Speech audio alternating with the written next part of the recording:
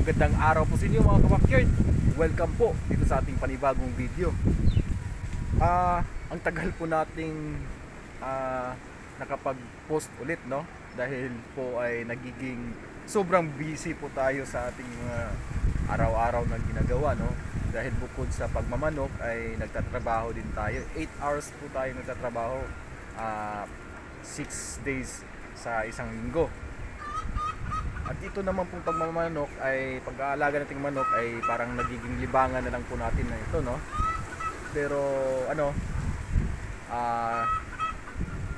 kahit na naging libangan lang natin, pero stressful, napaka-stressful din pala itong pag-aalaga manok dahil po ay nag-shift po tayo sa pag-aalaga ng mga manok panabong. So, yan mga kabakyard, tapusin niyo po ang video na to dahil meron po akong mga i-share sa inyong experience sa aking bagong location na manukan. Ito po ay parang magiging game farm na din po ito, kung papalarin, no? So ito po yung lugar na aking location. Ito po, ayan, no? Ayan. Ito po yung location ko. Tapos ito yung main house. Diyan po ako nakatira. Tapos yung ano na yan. Yan. Diyan po ako nagtatrabaho. Sugar milling company po 'yan. Tapos itong lugar na to ay magiging ito yung magiging manukan at dito yung tinitirahan ko. Dito ako umuwi araw-araw. So tapusin niyo pong video to. Let's go! So yun mga kabakyard. Tsaka na lang po natin pag-usapan yung ano-ano yung mga nagiging experience ko dito sa location na to. Sa susunod na lang po na mga video natin pag-usapan yun. Kung ano-ano yung mga sakit na nadaanan ko, yung mga sakit na nalampasan ko dahil ang pag-aalaga po ng mga manok panabong ay napakamasilan po, lalong-lalo na po sa pag-aalaga ng sisiyo. Yun po talagang pinakamahirap, yung stage na pag-aalaga sa kanila, yung mga sisiyo pa sila. Pero tsaka na lang po natin yung pag-usapan. Ang i-share ko lang po ngayon sa inyo ay kung ano-ano yung mga nagawa ko dito sa location na to. Ano yung mga pinagawa kong mga kulungan para sa ating mga alagang manok. Ano yung mga development dito? Yun na lang po muna ang aking i-share sa inyo. Let's go! Ang una po talaga namin pinagawa ay ang ito pong breeding pen namin. Ito po yung breeding pen namin. Ito. Yan. Dati wala talaga ito. Bakante po talaga ito dati. Pero ngayon ay meron na po kaming pinagawa. Ito yung breeding pen namin. Yan, may 2 kwarto po yan. Isang kwarto po yan. May isang broodcock. Tapos may 4 siyang na inahin or hen. Ito naman sa kabila ay ito yung pen number 2. Dito po yung dito rin po inilalagay namin yung mga breeding materials namin. At dito naman sinisalang, no, yung mga breeding materials namin. Meron din pong broodcock doon. Yun, isa sweater. Tapos ito namang sa kabila ay kelso. Yan, ito po yung pinagawa namin na isang breeding pen. Maraming multi-purpose po yan. Pwede po namin gawin kung ano mang gusto namin gawin dyan. Hindi lang po ang breeding pen lang yan. Kung ano yung pwedeng gawin dyan ay gagamitin na namin yan. Yan, dati po dito ay bakante po talaga yan. Ano ito? Medyo matibay itong na to, no? Kulungan na to yan. Yan, sweater po yan, Golden Boy sweater. Tapos ito naman pong mga inahin ay hatch cross round head.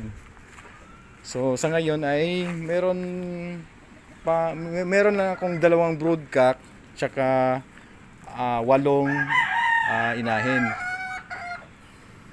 So maganda na rin yun, pang starting. Ito naman, yan. Yun. Kelso. Malayo pala natin, no? Lalapitan natin. Yan, mga silky natin, no? Mga silky. Ito. Ito yung Kelso natin. Cardinal Kelso. Yan. Cardinal Kelso. Tsaka meron din po siyang 4 na inahin. Yung iba doon, andun sa, ano, sa loob. Umiitlog. Ang breeding pen namin ay meron siyang area na sarado, yung tinakpan siya talaga ng yero para kung tag-ulan, kung medyo malamig, masyadong mahangin, ay pwede sila magtago diyan. Diyan sila tumatago. Diyan din po sa loob sila dumadapo. Diyan. At diyan din po sila nangingitlog. Yan yung Kelso natin, no? Pasensya na kayo, hindi siya gaano kagwapuhan dahil ay tinutuka po kasi yung balahibo nila. Kung sa bagay, malapit na din naman yung breeding, matapos yung breeding season, makapagpahinga na yan. Dahil naisa lang po talaga sila buong breeding season. Yung mga inahin natin, talagang buong season ng breeding season ay talagang naisa lang natin sila. So ganyan po, napakasimple lang. Dito naman meron na tayong mga brooder. Yan ito. Mga ano nito. Ito na yung mga ganyan. Ito, yan. Ito na yung mga naipalabas natin na mga lahi nila, no. Pero may mga silky dahil yung mga silky ko doon ay umiitlog din, kaya sinasabay ko na silang in-incubate. Kaya every time na may mapisa ay may kasama talagang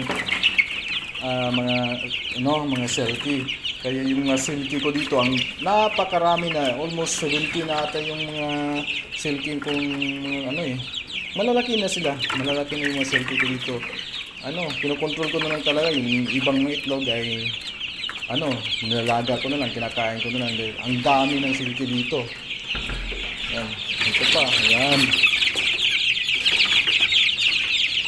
Mga palahi, mga anak na nila to. Para pa dito. Yan, pa sila. Mga Cardinal Kelso po yan. 1 month old. Yan sila. Tapos meron pa din dito. Yan, ito mahigit isang buwan na rin to.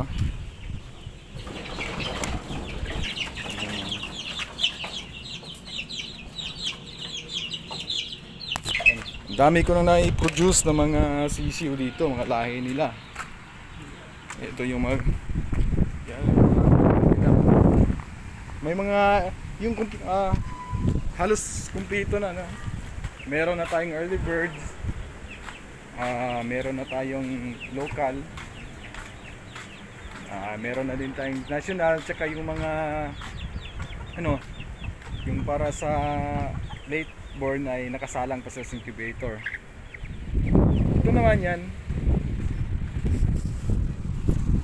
ito may mga 2 months old na sila. Mahigit almost 3 months na ata ito. Yan, nakagala. Yan naman yung mga mga range area natin. Yan, nakapalibot po yan ng net. Pinagawa po natin yan. Meron po tayong 2 range area. Yan, ito naman yung isa, ito yung isa. Pero sa ngayon, yung mga manok natin ay wala na sa range area kasi yung net natin ay mababa. Mababa lang, pang sisiw lang talaga. Pagka malalaki na sila ay ayan, tumatalon na, tinatalon na nila yung sanit. Kaya kaya hinayaan ko na lang. Ito yung naman yung aso ko, yan. Siya yung tagabantay dahil medyo ang daming dito. Nasa gubat kasi ito, parang nasa gubat eh. Ang daming predators dito. Dahil sa asong ko yan si Joby. Siya yung tagabantay. Napakano niyan. Ang galing manghuli ng ano nito. Mga bayawak, ahas. Ang galing yan. Musang. Hindi nila nahuhuli pero at least na-control nila. Hindi makakapasok yung mga predators dito dahil sa mga aso. Dalawa to. Hindi ko lang asan yung isa. Ito naman yung ano natin. Medyo ano na. Yan. Pero nakaano sila eh. Ayun, nakagala. Nakagala na sila lahat. Ano na sila. Yun. Asa na kaya yung iba? Yan oh.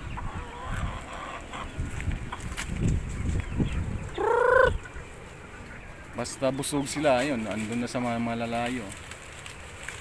Yan, mga early bird natin. Mga 4 months old. Ayan, likot ni Joby. Yung likot, pundo.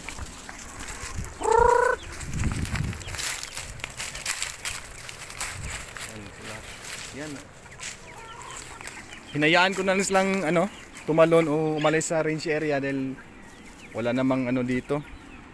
Mas maganda na rin 'yon dahil talaga nakagala sila sa malayo. Wala namang ibang tao dito. Umuwi naman sila.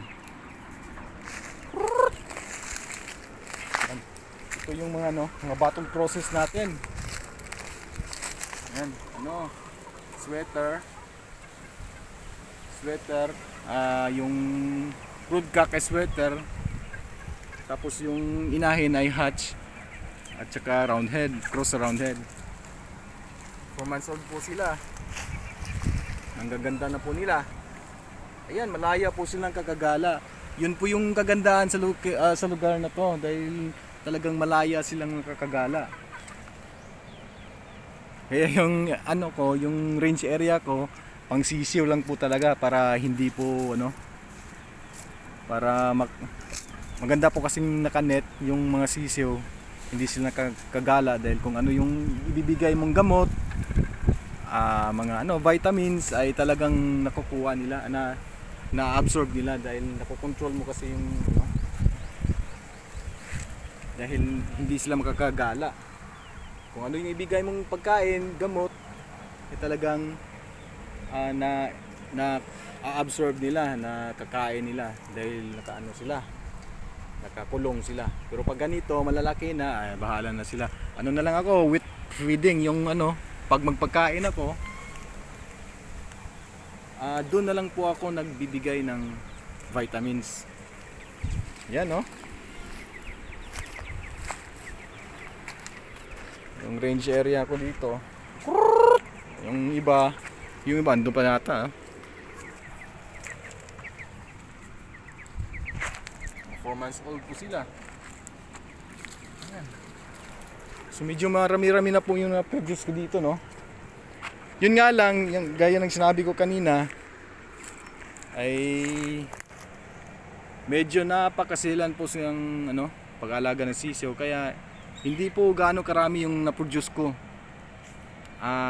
Dahil po ay talagang ang taas po ng mortality ko dahil baguhan po tayo sa pag-aalaga ng mga sisiw ng manok panabong. So yan, mayroon na po akong dalawang range area. Yung yung pangatlong range area ko ay ipapagawa ko pa lang. Yan, ito yung mga sinasabi ko mga silky, ang dami nila. Yan, kung nakagala lang po sila. Kung saan po sila makikita na nakapalibot sa bahay na to. Yan. Tapos meron din po tayong mga ito yung mga WPC natin, Yan, nakagala na din, Yan. WPC natin. Napakaganda po talaga ng location na to, yung kabackyard, Sana po ay susubaybayan nyo po yung mga adventure na gagawin natin dito. Yung dati, sabi ko, baka gagawa tayo ng vineyard dito. Vineyard yung mga grapes. Balak ko sanang magtanim dito ng grapes. Kaso nga lang, ang lugar na to ay medyo mabato. Mabato kaya hindi ko na tinuloy. Ang gagawin natin dito ay dito, ganito, manukan. So sana po ay palagi po kayo manood ng video natin para masusubaybayan nyo po yung experience natin dito. Sabay-sabay po nating alamin, aralin yung industriya ng pag-aalaga ng mga manok. So yan na lang muna po yung i-share ko sa inyo. Dahil ang dami ko pa pong gagawin ngayon.